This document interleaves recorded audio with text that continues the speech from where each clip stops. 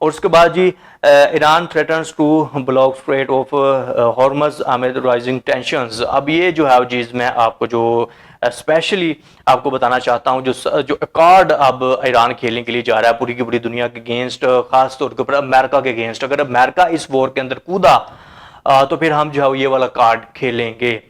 Street of Hormuz دنیا کا سب سے اہم ترین برادر سمندری راستہ ہے. یہ آپ کو جو ہے وہ نقشہ اس کا ابھی اسکرین کے اوپر آپ اس کو دیکھ رہے ہوں گے، جو خلیج فارس کو خلیج عمان اور بحر عرب سے جوڑتا ہے. یہ ایک تنگ سمندری راستہ ہے لیکن عالمی توانائی کی ترسیل کا خام تیل اسی راستے سے گزرتا ہے. ایران نے حالیہ دنوں میں امریکہ اور مغربی دنیا کو واضح دھمکی دی کہ اگر امریکہ نے ایران کے خلاف کسی جنگ یا مداخلت کی کوشش کی تو اسٹریٹ آف ہرمز بند کر دیا جائے گا. ایران کے مطابق یہ اس کا علاقائی حق ہے اور وہ اپنی قومی سلامتی کے لیے کوئی بھی قدم اٹھا سکتا ہے.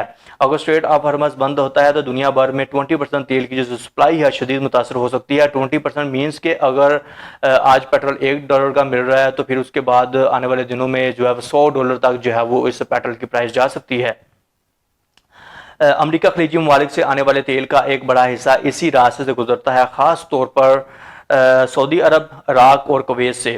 چین کی کل درآمدات کا تقریباً 40% تیل اسی راستے سے آتا ہے. جاپان کی اگر ہم بات کریں اور اس کے بعد جنوبی کوریا کی، دونوں ممالک اپنی توانائی کا بڑا حصہ خلیجی ممالک سے لیتے ہیں جو اسٹریٹ آف ہرمز سے گزرتا ہے. یورپ کی اگر ہم بات کرتے ہیں، اگرچہ یورپ نسبتاً کم متاثر ہوتا ہے لیکن عالمی مارکیٹ میں تیل کی قیمتیں بڑھنے سے مہنگائی اور سپلائی چین کا بحران پیدا کر سکتا ہے. ممکنہ نتائج، اگر ہم نتائج کی بات کریں تو اس کے جو کانسیکوینسز ہیں وہ کیا نکلیں گے.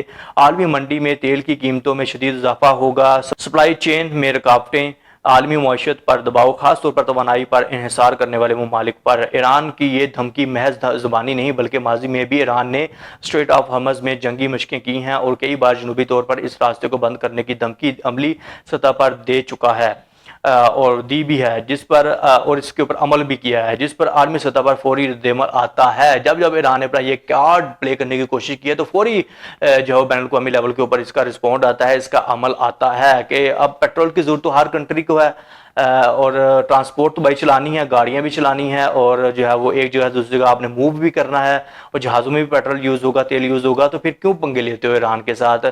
چین کے ساتھ نہیں رہ سکتے، امن کے ساتھ نہیں رہ سکتے. اب ایران اگر نیوکلیئر پاور بنتا ہے تو بھائی وہ سیدھا جا کر اسرائیل کے اوپر تو نہیں بم کہ پہلا بم بھی جو ہے وہ وہاں پر تجربہ کرے گا یا پھر جو ہے وہ امریکہ کے اوپر پھینک دے گا، ایسا تو وہ نہیں کرے گا.